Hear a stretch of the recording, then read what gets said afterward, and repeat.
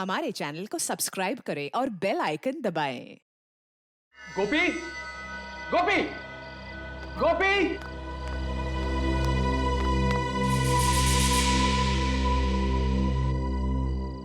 गोपी, गोपी, जी साहब, गोपी, आया साहब। कहाँ थे तुम? तुम्हें पता है ना कि रोज रात को खाना खाने के बाद मुझे चाय चाहिए होती। जी सब लाया। जल्दी लेकर आ।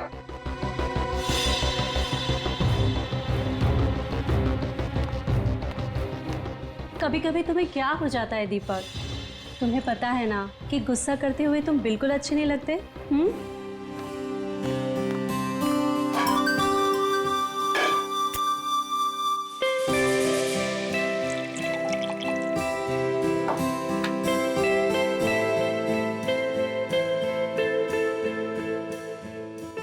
दीपक, कल सुबह इगतपुरी जाने का मेरा कोई मूड नहीं है। अम्मा डार्लिंग, मूड तो हम लोग बनाने जा रहे हैं ना, तो मूड तो वहां जाकर बन ही जाएगा। क्या बात है, बड़े रोमांटिक हो रहे हो। अरे यही तो उम्र है रोमांटिक होने की। गोपी, गोपी। जी मैम साहब। गोपी, चाय के साथ थोड़ी सी बिस्किट भी ले आना। जी मैम साहब।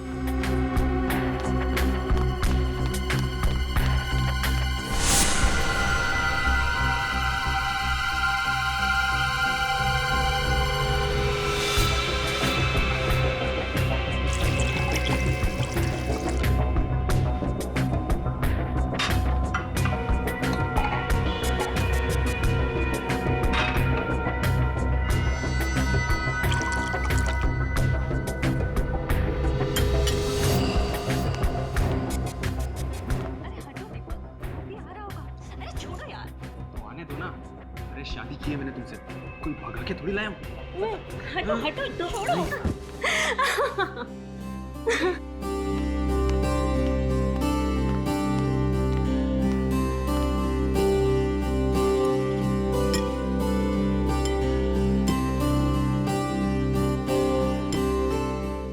गोपी, तुम्हारी इलायची वाली चाय का तो कोई जवाब ही नहीं, और तुम्हारी जैसी चाय ना दुनिया में कोई नहीं बना सकता। ए सुनो, अभी तुम अपने कमरे में जाओ। कल सुबह में जल्दी उठा देना, हमें 6 बजे निकलना है। जी सर। जाओ।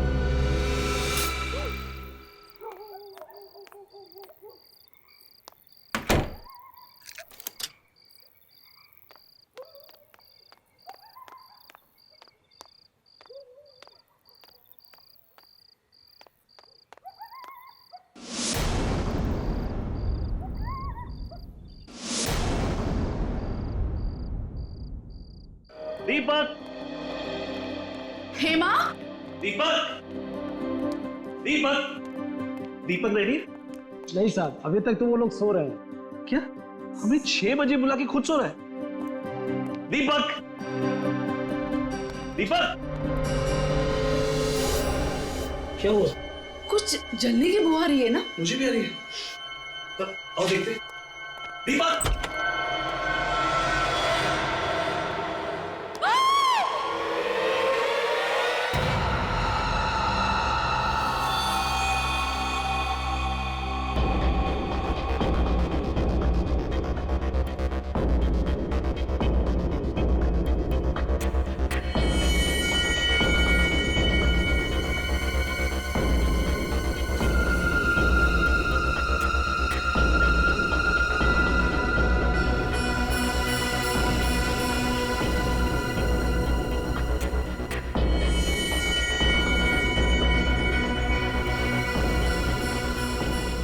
निखिल, सर। जरा उस सर्वेंट गोपी को बुलाओ। सर।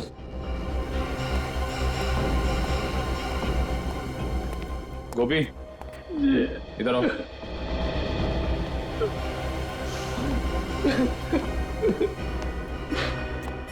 सुनो, जरा अंदर चलो। सर।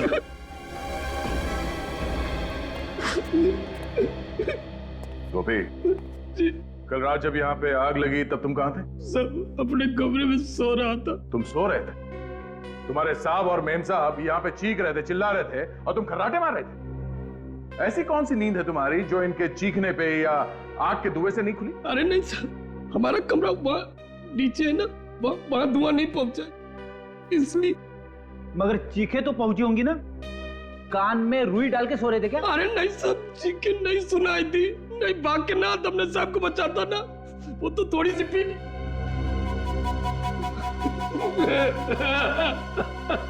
शर्म आनी चाहिए तुम्हें। अगर तुम शराब के नशे में नहीं होते तो शायद तुम्हारे साहब और मेम साहब आज जिंदा होते। अच्छा, कल रात यहाँ पे और कौन कौन था? नहीं नहीं, कोई और नहीं था, हम सिर्फ 3 लोग थे यहाँ पे। आखिरी बार कब मिले तुम अपने साहब और मेम साहब को? रात के 10:30 बजे साहब और मेम साहब को चाय पीने की आदत थी ना, सोने से पहले चाय पीते थे। मैं चाय देने आया था, तभी देखा। उस वक्त उन दोनों में क्या बातें हो रही? किसी बात से परेशान थे? ना ना बिल्कुल नहीं, वो तो आपस में मजाक कर रहे थे, जैसे शादी के नए जोड़े होते हैं वैसे ही बिल्कुल मजाक कर रहे थे। और मेम साहब ने तो मेरी तारीफ भी की थी, तुझसे चाय इलायची की चाय दुनिया में कोई नहीं बना। मुझे क्या पता था वो चाय उनकी जिंदगी की आखिरी चाय हो जाएगी।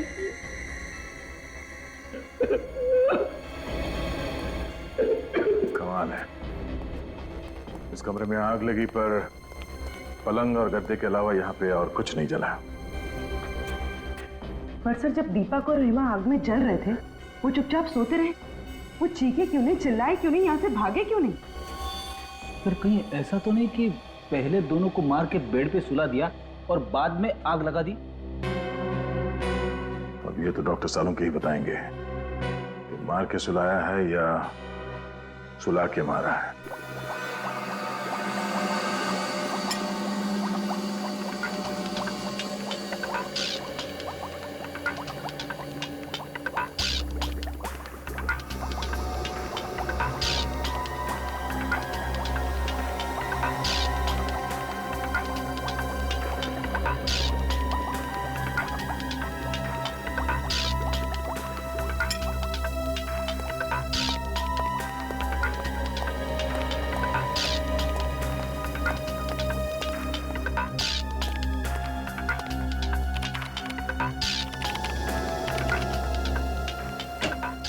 हाँ अभिजीत भाई, तुम लोगों का अंदाजा एकदम सही था। ये दीपक और हेमा वाकई इस हालत में नहीं थे कि अपने आप को आग से बचा सके। मतलब दोनों जख्मी थे? नहीं ब्रेडी, जख्मी तो कतई नहीं थे, क्योंकि ना तो इन दोनों के शरीर पर गोली का निशान था, ना किसी चाकू का निशान था, और ना ही किसी और तरीके की चोट का निशान था। तो फिर इन्होंने अपने आप को बचाने की कोशिश क्यों नहीं की? गैरी हैथर की वजह से। गैरी हैथर? ये क्या है डॉक्टर साहब? पूर्वी एक किस्म का केमिकल होता है जो अधिकतर एनेस्थीसिया या बेहोश करने की दवाइयों में मिलाया जाता है, और वही गैरी हैथर मुझे इन लोगों की चाय में मिला। ओह, तो जब आग लगी थी तो दोनों बेहोश थे? बिल्कुल, इसलिए बेचारे ना तो चिल्ला सके और ना ही भाग सके। हाँ, आओ बताता हूं।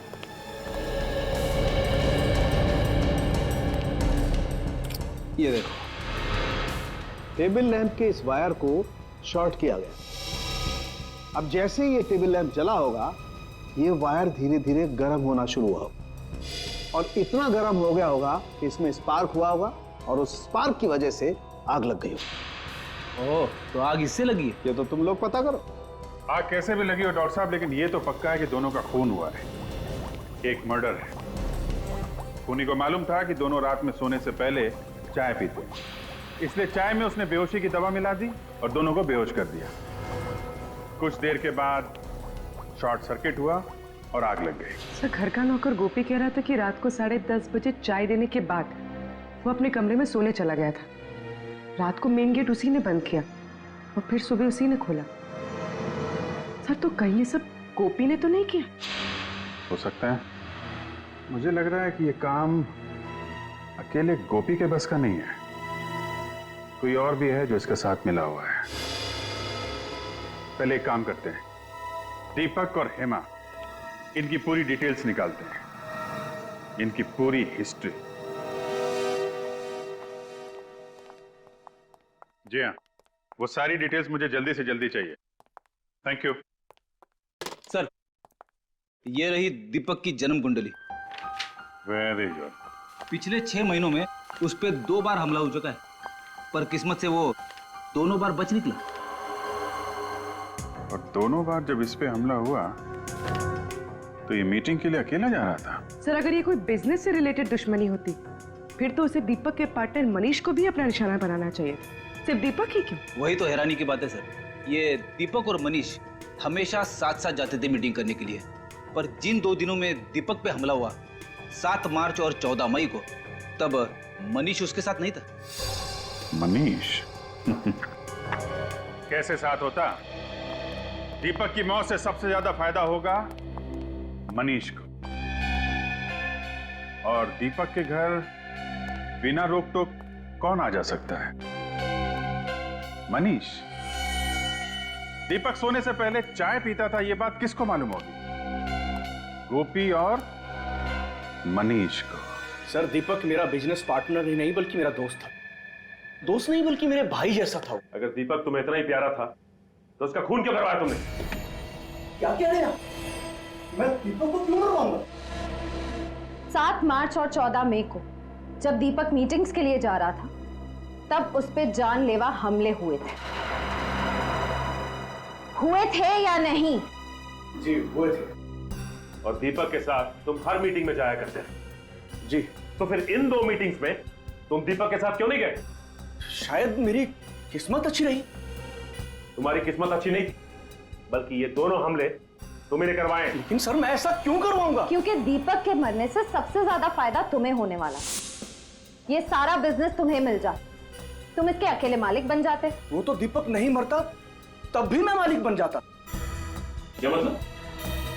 देखिए, दीपक इस बिजनेस से परेशान हो चुका था और उसने ये बिजनेस छोड़ने का फैसला कर लिया था। क्यों? आइए मेरे साथ।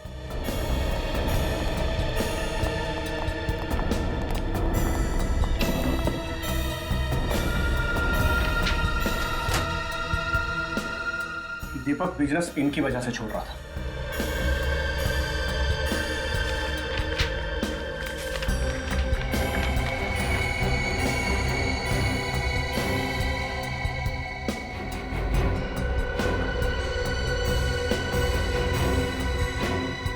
ये तो धमकी भरी चिट्ठियां हैं। ये चिट्ठियां कौन भेजता था? पता नहीं सर, है कोई गुंडा जो हर महीने हमसे 5 लाख रुपए मांगता था और कहता था अगर पैसे नहीं दोगे तो 5 लाख टुकड़े कर दूंगा। तुमने पुलिस में रिपोर्ट नहीं लिखवाई? नहीं सर, दीपक इन चीजों की परवाह नहीं करता था और वो इस दादागिरी के सख्त खिलाफ था, और मुझे भी वो पैसे देने से मना करता था। ये चिट्ठियां आती कैसे थी? कभी गाड़ी के कांच पर लगी हुई मिलती थी तो कभी ऑफिस के दरवाजे के नीचे मिलती थी। अरे साहब आप लोग ये क्या कह रहे हैं? साहब की चाय में बेहोशी की दवा क्यों मिलाऊंगा आखिर में? ताकि दीपक और हेमा सोते रहे, कमरे में लगी आग से वो खुद को बचा ना पाए। इतनी घिनौनी हरकत तुम सपने में भी नहीं कर सकते। और साहब के साथ नमक हरामी करने से पहले हम अपनी जान न दे देते। समझ कर रखे आप लोग। देख, ये सब बातें किताबों में अच्छी लगती हैं, और सच तो ये है थोड़े से पैसे के चक्कर में तेरा ईमान टकमका गया। तूने अपने साहब और मेम साहब की जान ले ली, समझा? अरे झूठे साहब, ये झूठे। किसने दिए थे तुम्हें पैसे ये सब करने के लिए, बताओ? किसी ने नहीं दिए सब। तो फिर तुमने चाय में वो नशे की दवाई क्यों मिलाई? हाँ, लैम्प के साथ छेड़खानी क्यों की तुमने? बोलो, शॉर्ट सर्किट क्यों किया? उस लैम्प को मैं क्या छूऊंगा? मैं कैसे छेड़खानी कर सकता हूँ उसको? मुझे तो वो बाथरूम का जो पानी गर्म करने वाला होता वो भी चलाना नहीं आता, तो इसको क्या छूऊंगा सर? इस घर में सिर्फ 3 लोग रहते, दीपक, हेमा और तुम, जिनमें से 2 मर चुके हैं, तो बचे सिर्फ तुम। नहीं, कल एक आदमी और आया था, उसने लैब के साथ छेड़खानी की होगी, उसने छुआ होगा। कौन आया था?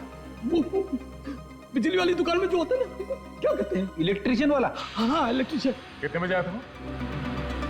7, 7:30 बजे। किस लिए आया था? वो बोला था कि हाँ, साहब के कमरे का एसी ठीक करना। अच्छा, तुमने बुलाया था उसे? नहीं, मैंने नहीं बुलाया था। तो फिर किसने बुलाया? साहब ने बुलाया होगा। तुमने उसे यहाँ से बाहर जाते हुए देखा? नहीं साहब, वो उस समय तुम्हें किचन में था, कब चला गया पता ही नहीं चला। इसका मतलब सर वो इसी घर में कहीं छुपा हुआ था। हाँ, और उसी ने मौका मिलते चाय में नशीली दवाई मिलाई और स्लैम का शॉर्ट सर्किट कर दिया। मिल गया। 59 गीता मार्ग, बलवंत नगर। हाँ सर, इस एड्रेस पर कल हमारा इलेक्ट्रिशियन भोपाल गया था सर। गोपाल को बुलाओ। मगर आज तो वो काम पर आया नहीं सर। तो फोन करके जल्दी बुलाओ उसे, जरूरी बात करनी है। सर मैं सुबह से कई बार ट्राई कर चुका हूँ, लेकिन उसका फोन स्विच ऑफ आ रहा है। लगता है उस बेचारे की तबीयत ठीक नहीं है। बेचारा? कोई बेचारा बेचारा नहीं है वो, दो फोन किया उसने। क्या? कौन? मैंने तो उसे 3 दिन पहले काम पर रखा था सर। इस चक्कर में मैं तो नहीं फंस जाऊंगा ना? उम्मीद करो कि गोपाल जल्दी मिल जाए, वरना फंस भी सकते हो। तुम्हारे पास उसकी कोई फोटो वोटो है? वाह, बिना फोटो या बिना आई कार्ड के तुमने किसी को भी ऐसे ही काम पे रख लिया? नहीं सर, मैंने तो आईडी कार्ड मांगा था।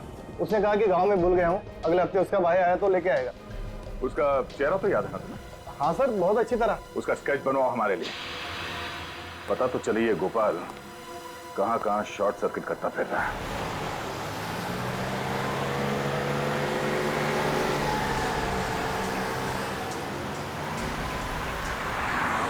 सर उस इलेक्ट्रिशियन ने बहुत लंबी चौड़ी प्लानिंग की दीपक और हेमा को मारने। सर ना सिर्फ उसने उनके लैम्प के तार के साथ छेड़खानी की, बल्कि उनके चाय में बेहोशी की दवा भी मिला दी। मुझे तो लगता है कि एसी ठीक करने के बाद भी वो घर से गया ही नहीं होगा, वहीं पे कहीं छुप के बैठा होगा, इंतजार कर रहा होगा कि कब वो दोनों वापस आएंगे और कब वो उनकी चाय में वो बेहोशी की दवा मिलाएगा। पर यह बात तो सिर्फ दीपक का नौकर गोपी ही जानता था कि उन दोनों को रात में चाय पीने की आदत है। सर मुझे तो लगता है ये गोपी भी इस जुर्म में शामिल है, क्योंकि सर बिना किसी अंदर वाले की मदद के ये गुनाह कर पाना थोड़ा मुश्किल लगता है सर। गुनाह किसी अंदर वाले ने किया है या किसी बाहर वाले की मदद से किया गया है, ये तो स्केच की पहचान होने के बाद ही पता चलेगा।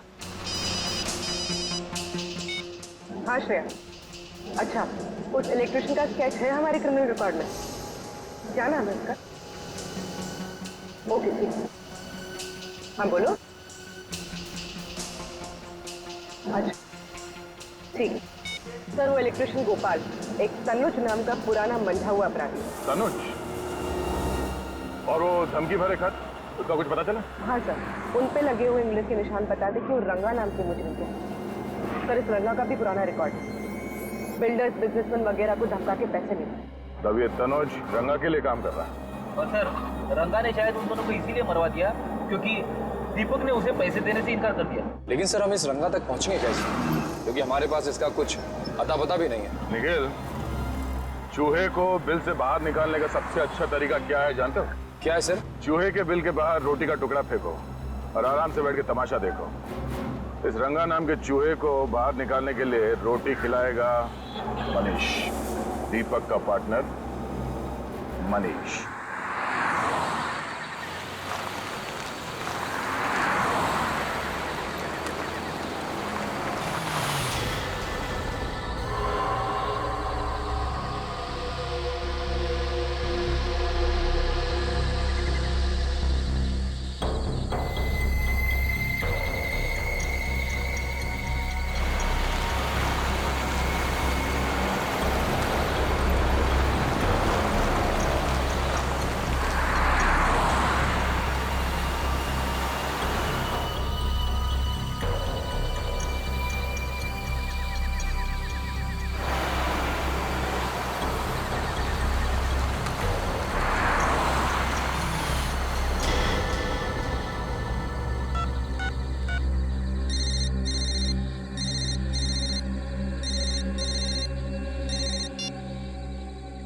शाबाश, अच्छा हुआ जो तू खुद ब खुद आया।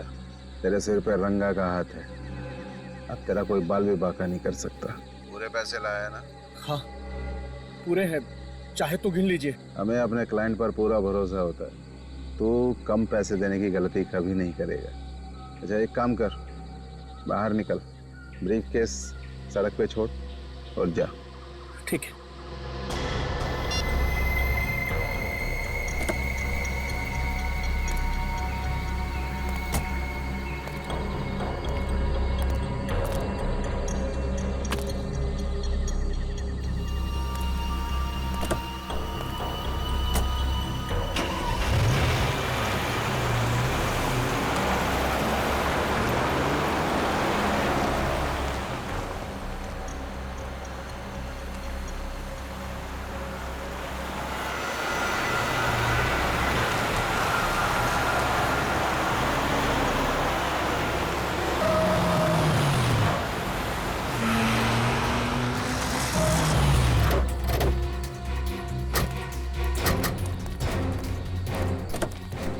बाहर निकल।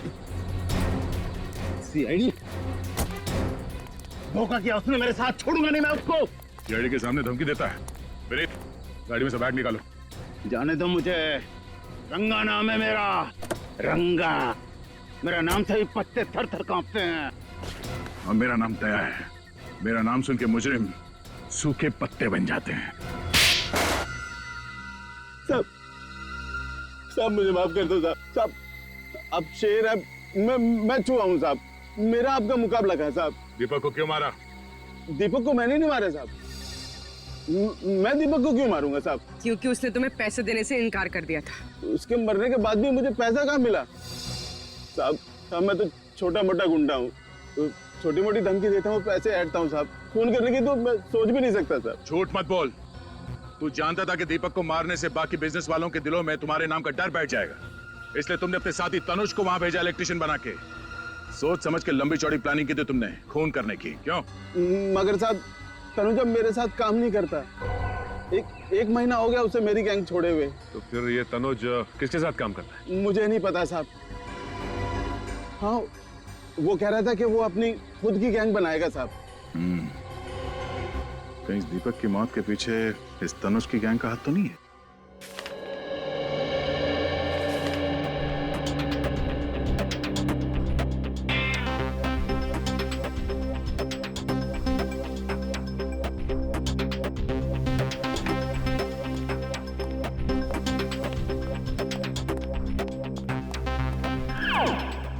सर, आपने कभी कबड्डी खेली है? कबड्डी? कबड्डी? हाँ, कॉलेज के दिनों में तो बहुतों को चित किया हमने। पर ये सवाल पूछ क्यों रहे हो? कुछ मैच वैच होने वाला है क्या? अरे नहीं सर, दरअसल बात यह है कि तनुज को लेकर मेरे दिमाग में कुछ सवाल आपस में कबड्डी कबड्डी खेल रहे, और जब तक उन सवालों के जवाब मुझे मिल नहीं जाते तब तक मेरी सांस अटकी रहेगी। अच्छा, चलो बताओ, कौन से सवाल है जो तुम्हारे पेट में उछल कूद रहे हैं? पहला सवाल तो ये कि अगर तनुज रंगा की गैंग में है ही नहीं तो फिर उसने ये जुर्म क्यों किया? ना तो दीपक के घर से पैसे चोरी हुए और ना ही उसकी तनुज के साथ कोई पुरानी दुश्मनी थी। दुश्मनी तनुज की नहीं फ्रेडी, किसी और की थी। कोई तो है जिससे दीपक की मौत से बहुत बड़ा फायदा पहुंचने वाला है, उसने ये सब करवाया है। सर एक अजीब सी बात पता चली। हाँ? क्या बात है? सब परसों हाईवे नंबर 47 पे एक एक्सीडेंट हुआ था किसी नरेश का। उसमें भी हस्बैंड और वाइफ दोनों जलकर मर गए थे। अच्छा, उनका इस केस से कुछ लेना देना है? हाँ सर, 4 बातें एक जैसी इन दोनों केसेस में। पहली, नरेश की भी दीपक की तरह नई नई शादी हुई थी। दूसरी, नरेश और उसकी वाइफ दोनों ने खुद को आग से बचाने की कोशिश नहीं की। और तीसरी बात सर, उन दोनों की बॉडी में से भी वही कैरी हैदर नाम का केमिकल पाया गया जो इंसान को बेहोश कर देता है। और चौथी बात? चौथी और सबसे अहम बात सर, नरेश भी दीपक की तरह अमीर सक्सेसफुल बिल्डर था। बिल्डर? हाँ। है कौन ये सिर्फ बिल्डर लोगों को ही निशाना बना रहा है? इस नरेश और उसकी बीवी की बॉडीज कहाँ हैं? सर उन दोनों की बॉडीज पुलिस मॉर्ग रूम में है। एक काम करो, बॉडीज को फोरेंसिक लैब भिजवा दो। सर नरेश कुमार, इनके घर वालों से भी मिलना पड़ेगा। हमारी तो कुछ भी समझ में नहीं आ रहा है साहब कि खूनी कौन होगा। मेरे बेटे की तो किसी से दुश्मनी भी नहीं थी साहब, किसी से दुश्मनी नहीं। और आपकी बहू प्रीति की? वो बेचारी तो यहाँ ज्यादा किसी को जानती तक नहीं थी, कनाडा में ही पली बड़ी थी। तो क्या उसने शादी के बाद यही रहने का मन बना लिया था? नहीं, बल्कि नरेश ने अपना बिजनेस छोड़ के प्रीति के साथ कनाडा जाके सेटल होने का प्लान बनाया था।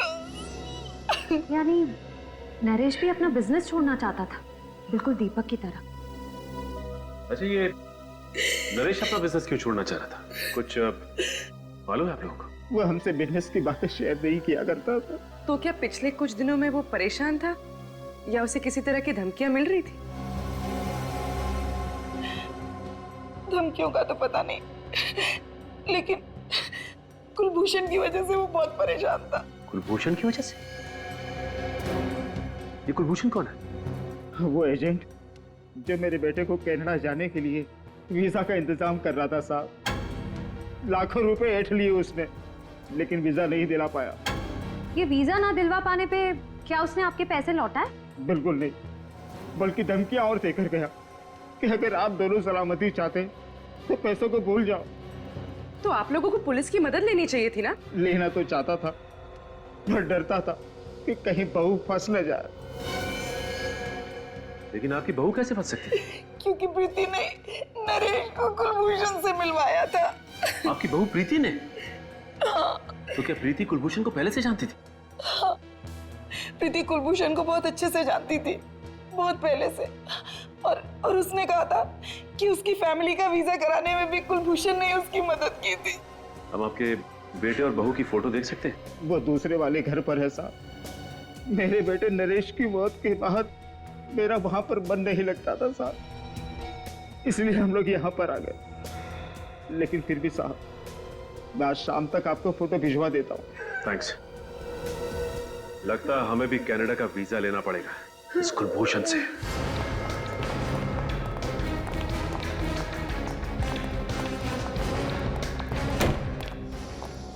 संभाल के भाई।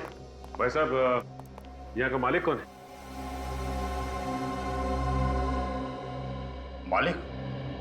मालिक तो आपके सामने खड़ा है। तो आप हैं कुलभूषण? कुलभूषण मेरा किराएदार था जी, आज ही दुकान खाली करके चला गया। कुलभूषण चला गया? अरे चला क्या गया जी, मैंने उसे निकाल दिया। बहुत शिकायत थी उसके खिलाफ कि वो शराफत की आड़ में बहुत गैरकानूनी काम करता है। भाई साहब, ठीक तरह से निकालिए, कभी भी आ जाएगा, कहेगा मेरा फोटो खराब कर दिया। भाई साहब, ये बताइए कि आपके पास उसकी फोटो तो होगी ना? फोटो तो मेरे पास है, और मैं आपको क्यों दिखाऊं? क्यों? देखिए, हम लोग सीआईडी से, और हमें शक है कि कुलभूषण का हाथ दीपक नाम के बिल्डर के खून में भी। वो दीपक कुमार जो 2 दिन पहले अपने घर में जलकर मर गया था? जी हाँ, हम उसी की बात कर रहे हैं। एक मिनट।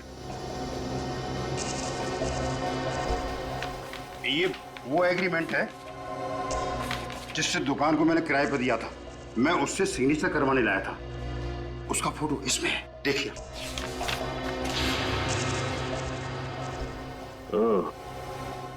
ये है कुलभूषण। सर, लगता है ये दीपक भी इस कुलभूषण के चंगुल में फंस गया था, विदेश जाने के लालच में। अब दीपक के परिवार वाले ही बताएंगे इस कुलभूषण का इतिहास। आप ठीक कह रहे सर, कुलभूषण ही वो एजेंट था जो दीपक को वीजा देने वाला था। मतलब वीजा दिया नहीं? नहीं दिया, पैसे भी पूरे ले लिए।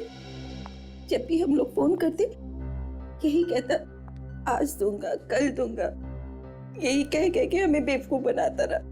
दीपक ने तो बोल भी दिया था कि 1 हफ्ते में वीजा बना के दे देना, नहीं तो पैसे लौटा देना, नहीं तो हम पुलिस में कंप्लेन कर देंगे। फिर क्या हुआ? हमने अपना बेटा खो दिया। अच्छा, अब दीपक को धमकी वाली चिट्ठियां आती थी, इसके बारे में कुछ मालूम है आप लोगों को? नहीं, दीपक ने इसके बारे में कुछ नहीं बताया हमें।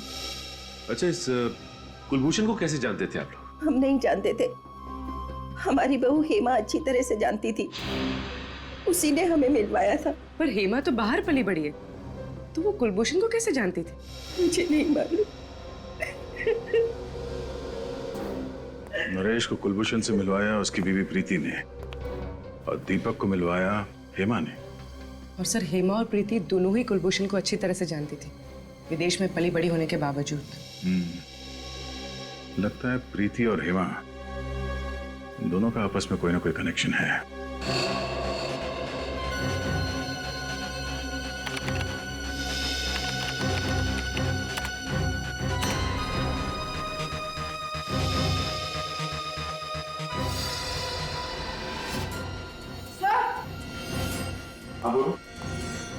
सर, ये कुलभूषण नहीं है, इसका असली नाम रणदीप है। रणदीप? ओह, ये तो पुराना पापी है। इतने सारे केसेस है इसके ऊपर 420 के। हाँ सर, ज्यादातर घपले इसने लोगों को विदेश ले जाने का झांसा देकर किए हैं। अमेरिका, इंग्लैंड, कनाडा, ऑस्ट्रेलिया का परमानेंट वीजा दिलवाने का झूठा वादा करके ये लोगों से लाखों रुपए ऐंठता था। और इसके आखिरी दो शिकार थे दीपक और नरेश। मगर सर, इस रणदीप ने तो कई सारे लोगों को चुना लगाया होगा, तो फिर इसने दीपक और नरेश की जान क्यों ली? शायद उन दोनों को रणदीप की असलियत के बारे में पता चल गया होगा, इसलिए रणदीप ने तनुज की मदद से दोनों को रास्ते से हटा दिया। सर इसमें ये भी लिखा है कि ये रणदीप शादियां भी करवाता था, अमीर परिवारों के लड़कों के लिए एनआरआई बहुएं भी लाता था। अच्छा, एनआरआई शादियां? ये इस रणदीप की एक और तरकीब होगी लोगों को फंसाने की। सर, लगता है ये रणदीप उन्हीं लोगों को अपने जाल में फंसाता होगा जिन्हें या तो विदेश जाने का चस्का है या फिर विदेश में रहने वाले भारतीय लोगों से शादी करने का। हम मगर हेमा इस रणदीप की इतनी तारीफ क्यों कर रही थी? दीपक के माता पिता ने बताया था ना कि कुलभूषण हेमा को काफी सालों से जानता था। पर सर, दीपक के माता पिता तो ये भी कह रहे थे कि हेमा ऑस्ट्रेलिया में पली बड़ी है, फिर इसका इंडिया में रहने वाले 420 रणदीप से पाला कैसे पड़ गया? और नरेश के माता पिता भी कह रहे थे कि उनकी बहू प्रीति काफी सालों से कुलभूषण को जानती थी। सर, इस रणदीप ने पहले हेमा और प्रीति को अपने जाल में फंसाया और फिर उनके जरिए दीपक और नरेश को अपना शिकार बनाया।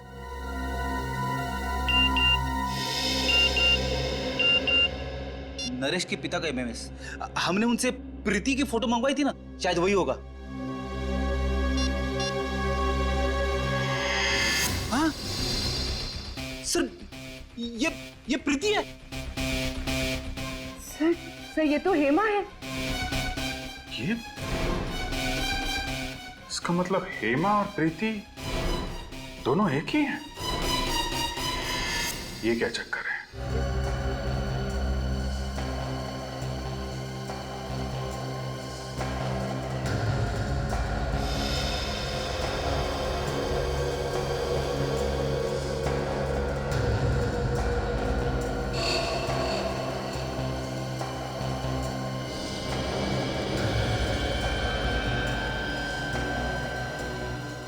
अब फोटो के अंदर घुस ही जाओगे क्या सालू के साथ? इतनी बारीकी से क्या देख रहे हो? हेमा की आंखें। नहीं तो क्या मिला कुछ आंखों में आपको? ढूंढ रहा हूं अभी जी। मैं ये पता करने की कोशिश कर रहा हूं कि हेमा को हेड्रोक्रोमिक इरिडोसाइसिलिया नाम की बीमारी थी या नहीं। हेड्रोक्रोमिक इरिडोसाइसिलिया, ये क्या होता है डॉक्टर साहब? बच्चे, एक आंखों की ऐसी बीमारी होती है जिसका अगर वक्त पर इलाज न किया जाए तो आंखों की रोशनी जाती रहती है। अरे बाप रे, ये तो बड़ी खतरनाक बीमारी है। मतलब हेमा और प्रीति को ये बीमारी थी? अभिजीत, इन दोनों लाशों के ब्लड में तो मुझे इस बीमारी के लक्षण दिखाई दिए, लेकिन इस हेमा की आंखों में मुझे इस बीमारी का जरा भी कोई लक्षण दिखाई नहीं दिया।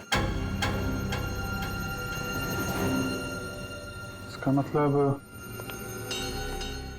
इन दोनों लाशों में हेमा नहीं है ना।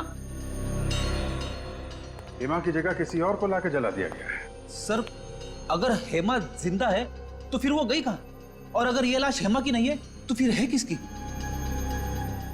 सभी अस्पतालों से उन मरीजों की लिस्ट निकालो जिन्हें ये आंख वाली बीमारी थी, फिर देखते हैं उनमें से कौन कौन गायब है। पर आप लोगों को इस हेट्रोक्रोमिक इरिडोसाइसिलिया के मरीजों की लिस्ट चाहिए क्यों? केस सॉल्व करने के लिए हम लोग सीआईडी से। ओह, एक मिनट। बहुत रेयर बीमारी है ये सर, बहुत कम लोगों को होती है। ये है उन मरीजों के नाम। ये तो कम से कम 50 नाम है। श्रेया, काम करो, मिसिंग पर्संस ब्यूरो की लिस्ट निकालो और देखो इन मरीजों में कोई है क्या।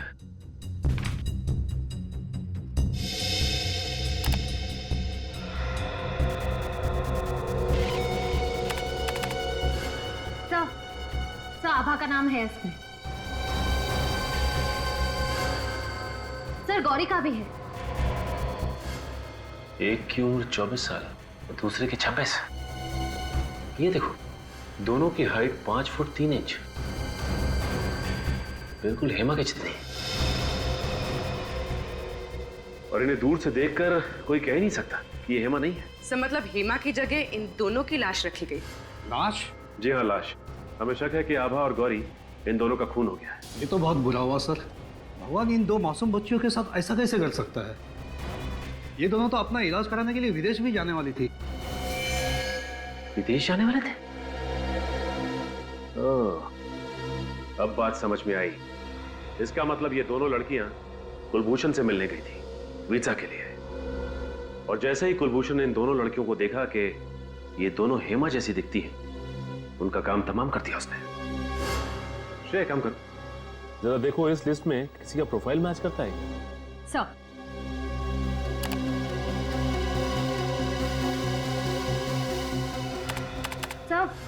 सर है, ये पूनम इसकी प्रोफाइल हेमा के प्रोफाइल से मैच करती है। तो इसका मतलब पूनम की जान भी खतरे में है। सर ये रहा बंगला नंबर 23। सर पूनम यहीं रहती है।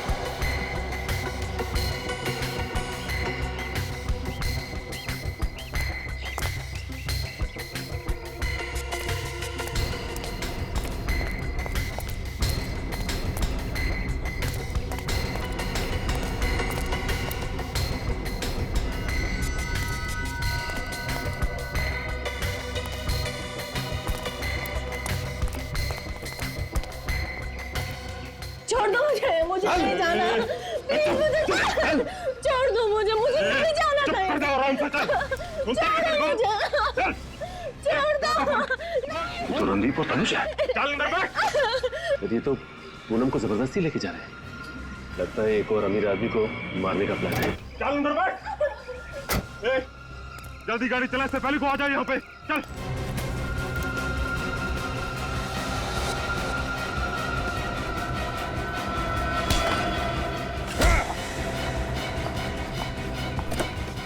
तुम ठीक हो ना? हाँ मैं।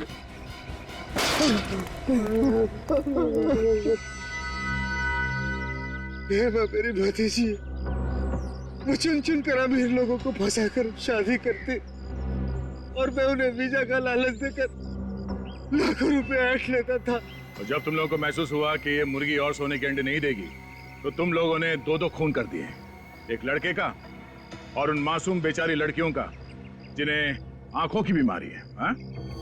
ये सब रणदीप का प्लान था। मैं तो सिर्फ सुपारी लेकर खून करता हूँ। तुम्हारा अगला शिकार कौन है? हा? और किसका करने वाला है? गौरव कौन? मशहूर बिजनेसमैन गौरव विक्रांत। वो इस वक्त हेमा से शादी कर रहा है। कहाँ है ये शादी? ये शादी कहाँ है?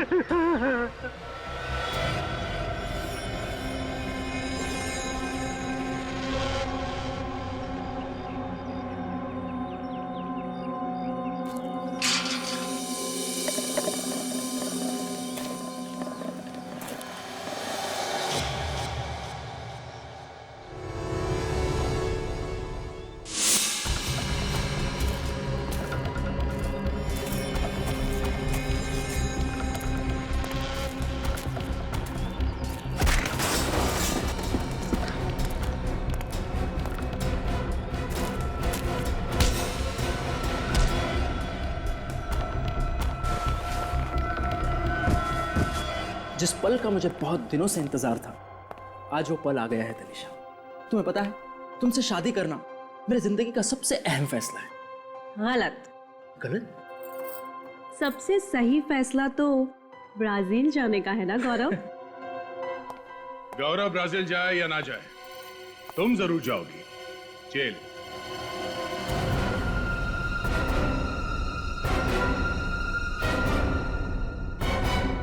जेल? आप लोग मेरी बीवी को जेल में डालेंगे? सिर्फ जेल में ही नहीं डालेंगे, बल्कि आपकी बीवी को बड़े सम्मान के साथ फांसी के फंदे पर चढ़ाएंगे। तनिषा, ये सब लोग क्या कह रहे हैं? तनिषा नहीं, हेमा और प्रीति। क्यों, और भी बहुत सारे नाम है ना तुम्हारे?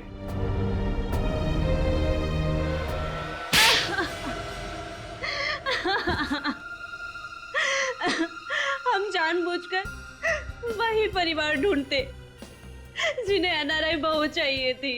और फिर उन परिवारों का विश्वास जीतकर उनके साथ विश्वासघात करते हो तुम लोग। मैं चाचा जी को कुलभूषण बनाकर अपने ससुराल वालों से मिलवाती और खुद एक अच्छी बहू बनने का नाटक करती रहती। शादी जैसे पवित्र बंधन का गलत इस्तेमाल करके तुमने बहुत ही भयानक गुनाह किया है। तुम्हें तो फांसी ही होगी।